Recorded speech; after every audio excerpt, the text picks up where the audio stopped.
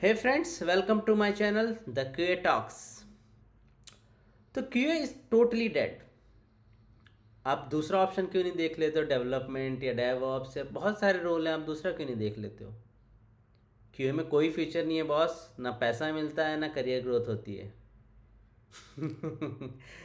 I hope आप लोगों को भी ये सब सजेशंस और क्वेश्चंस मिले होंगे।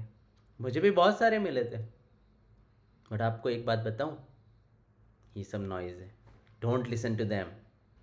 So QA is a good career option. People can grow as any other roles and हाँ, QA में सैलरी भी अच्छी मिलती है।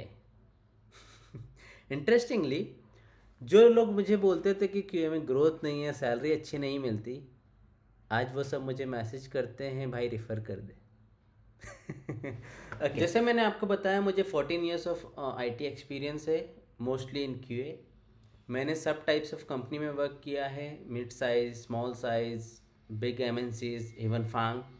बट मुझे कभी ऐसा फील नहीं हुआ कि क्यूए डेड है और हो जाएगा।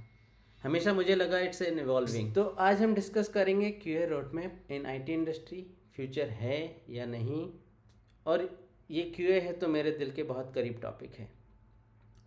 तो मैं पहले ये बताऊंगा कि क्यूए में ग्रोथ वैसे ही होता है जैसे any other role, but as we are working in the technology and technology with time evolve होती रहती है, तो हमें भी उसके साथ इवॉल्व होना पड़ेगा।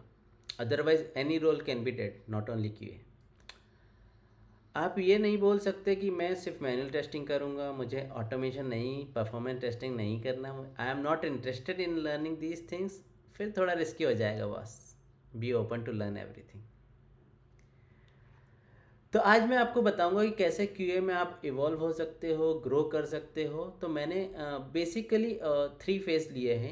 आईटी में मोस्टली हम लोग 3 फेज़ में डिवाइड करते हैं एक करियर को।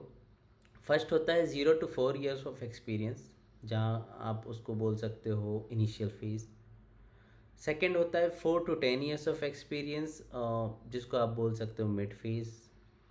The third is 10+। तो 10+ में सब आ जाएगा जब तक आप जॉब कर रहे हो, सीनियर फेज। ओके, तो पहले हम स्टार्ट करते हैं विथ 0 to 1 इनिशियल फेज से। सो इनिशियल फेज में बेसिकली क्या होगा, आपका फोकस लर्निंग में होना चाहिए। डोमेन नॉलेज लो, आप जिस भी डोमेन में वर्क कर रहे हो, हेल्थ केयर डोमेन में या बैंकिंग में, आपको उसका डोमेन नॉलेज लेना पड़ेगा। क्योंकि टेस्टिंग में क्या होता है, डोमेन नॉलेज जितना अच्छा रहेगा आप उतना अच्छा सोच सकते हो, उतने ज़्यादा एज के सोच सकते हो। So domain knowledge is must for testing. तो इसलिए मैं बोलता हूँ इट्स नॉट लाइक दैट कि ऑटोमेशन में ही करियर बनाओ, इसमें नहीं। Everything you should know overall. So अगर आप मैनुअल की बात कर रहे हो तो manual is also you know big part of QA career. मैं ये नहीं बोलूँगा कि मैनुअल में कुछ नहीं है, इट्स नॉट लाइक दैट।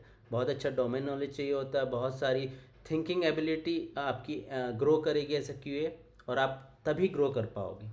उतना ही आपको मैनुअल आना चाहिए, उतना ही आपको ऑटोमेशन आना चाहिए। One sided it's not good. Okay, so आप डोमेन नॉलेज लो, टेस्टिंग कंसेप्ट सीखो। मतलब क्या क्या टेस्टिंग कंसेप्ट होते हैं, डिफरेंट टाइप्स ऑफ टेस्टिंग देखो आप क्या क्या होती हैं, like functional testing, non functional testing. Functional testing में लाइक आप देख सकते हो, लाइक फंक्शनल टेस्टिंग आप कर रहे हो जो नॉर्मली आप करते रहते हो। नॉन फंक्शनल टेस्टिंग में जो लाइक परफॉर्मेंस टेस्टिंग आप कर रहे हो, देन एक्सेसिबिलिटी टेस्टिंग कर रहे हो, बहुत सारी टाइप ऑफ टेस्टिंग होती है। तो आप उन सब के बारे में लर्न करो। ये लर्निंग फेज होता है बेसिकली, आप लर्न करो। And apart from this you should focus on automation tool, any language you can pick. Okay, preferably आप जिस मार्केट ट्रेंड में अभी चल रहा है उसको प्रेफर करो, आई वुड सजेस्ट। तो ये आपके लिए अच्छा रहेगा। तो ये इनिशियल फेज, इसमें ज़्यादा फोकस मत करो कि अर्निंग है, स्विच मत करो ज़्यादा, एक जगह रहो, लर्न करो। लर्न मिल रहा है करने तो करो, नहीं मिल रहा तो डेफिनेटली स्विच करना रहता। तो हाँ, जब मैं बोलूँगा आपसे स्विच करने की बात, तो ये पर्सन टू पर्सन वेरी करती है। आप किस सिचुएशन में हो, किस कंपनी में हो, क्या अभी आपका रिक्वायरमेंट है, ये सब वेरी करता है टू पर्सन। मैं जो आपको बता रहा हूँ इट्स जेनरिक। ओके, अगर आपको इन पर्सन जानना है कोई चीज़ें, you can connect with me in the Topmate. I will suggest to guide you how your career will move, because personally I will understand what exactly the situation is with you, then we can go ahead. Okay, otherwise it's a general. So second phase आता है 4 to 10 years of experience, जिसको mid size बोलते हैं। इसमें basically क्या होता है कि आप as a team lead work करने लगते हो। आपका focus technical plus management both होना चाहिए। अगर टेक्निकल साइड अगर मैं बात करूँ तो आपको कॉम्प्लेक्स टेस्टिंग मिलना चाहिए, लाइक कॉम्प्लेक्स एप्लीकेशन हो जिसका आप टेस्टिंग करो। ओके और आपको इन डेप्थ डोमेन नॉलेज हो जाना चाहिए अब। Okay it's requirement because now you are going to mentor. Okay you are a lead now. और आपका डोमेन नॉलेज प्लस फ्रेमवर्क में आप क्रिएशन एटलीस्ट कर सक रहे हो, इतना आपको नॉलेज अब आना चाहिए। 4 to 10 के बीच इतना आप लर्न कर लो। Design pattern and coding language जो भी हो उसमें अच्छा कमांड हो गया आपका, ये सब अब आपको समझ में आ जाना चाहिए, कर लेना चाहिए आप लोगों को। ओके कमांड कोडिंग में करिए। फिर मैनेजमेंट साइड में आएंगे तो टीम मैनेजमेंट आना चाहिए आपको। स्टेक होल्डर्स से डिस्कशन, इन्वॉल्वमेंट बढ़ाइए अपना स्टेक होल्डर्स के साथ, ये सब आपको करना पड़ेगा एज अ दिस रोल। और इस फेज़ में मैं सजेस्ट करूँगा कि आपको स्विच कर लेना चाहिए, क्योंकि अगर आप 3 या 4 साल किसी एक कंपनी में रह लिए तो एक कंफर्ट जोन आने लगता है कि मैंने ये सब लर्न कर दिया, अब मैं बस मतलब 2 या 3 घंटे में वो सब काम कर लूँगा, बाकी का टाइम में आई विल एंजॉय कर रहे हो, that is not good. But अगर उसका यूज़ कर रहे हो लर्निंग के लिए, दैट इज़ बेस्ट। सो या लर्निंग कर रहे हो तो सी लर्निंग के साथ अर्निंग भी उतना ही इम्पॉर्टेंट है। सो ये एक फेज़ हो जाता है कि आपको एक स्विच तो कर लेना चाहिए। आजकल मैं देख रहा हूँ लोग तो मतलब 1-1 साल में स्विच कर लेते हैं, बट हाँ थोड़ा टाइम स्पेंड करिए, थोड़ा लर्निंग करिए।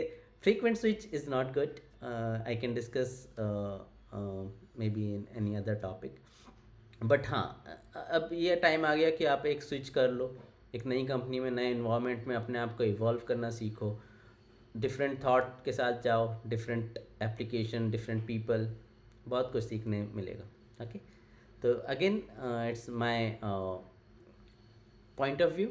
अब आपके ऊपर डिपेंड करता है आपकी क्या सिचुएशन है, आप कर सकते हैं स्विच, नहीं कर सकते हैं, it's up to you. Okay then आता है 10+ years ऑफ एक्सपीरियंस। इसमें क्या होता है कि आप क्यूए मैनेजर या डायरेक्टर ऑफ क्यूए ये सब बड़े बड़े रोल देखने लगते हो। तो इधर क्या होता है कि बेसिकली आप ऑर्गेनाइजेशन लेवल पे वर्क करोगे। ऑर्गेनाइजेशन लेवल पे इन द सेंस आप पूरे ऑर्ग का क्वालिटी मेंटेन कर रहे होंगे।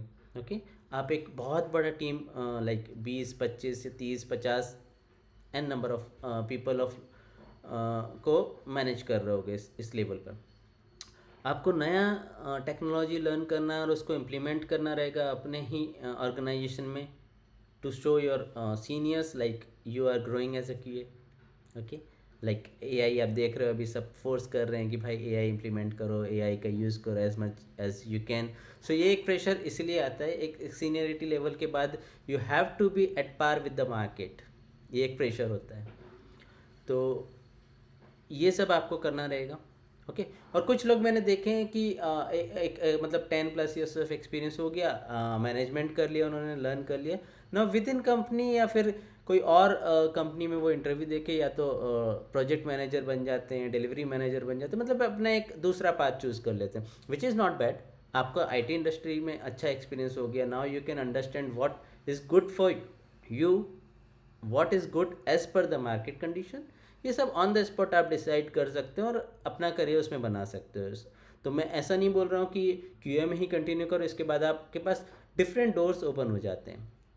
आप उन डोर, ये भी नहीं बात नहीं है कि डोर पहले ओपन नहीं होते, पहले कभी भी ओपन होते हैं, बट एज जनरल मैं क्यूए की बात कर रहा हूँ तो इसलिए मैं समझा रहा हूँ कि इस 10+ के बाद लोग प्रेफर कर लेते हैं लाइक मैं प्रोजेक्ट मैनेजर बन जाऊँ, स्क्रम मास्टर बन जाऊँ, तो ऐसे चेंजेस आ जाते हैं फिर। ओके तो अगर आप ये रोड में फॉलो करते हैं तो एक अच्छा क्यूए में करियर बना सकते हैं। ऐसा कुछ नहीं है कि क्यूए डेड है, क्यूए में कोई करियर नहीं है, पैसा नहीं मिलता। एटलीस्ट यही बोलूँगा, IT needs change and with current market condition keep yourself updated. Okay तब तक कीप ग्रोइंग, कीप लर्निंग। मिलता हूँ आप लोगों से नेक्स्ट वीडियो में। एंड हाँ अच्छा लगे तो लाइक शेयर सब्सक्राइब जरूर करिए। न्यू हूँ यूट्यूब में तो यूट्यूब के टर्म्स भी सीख रहा हूँ, बाकी आपकी मर्जी। Okay bye bye, take care.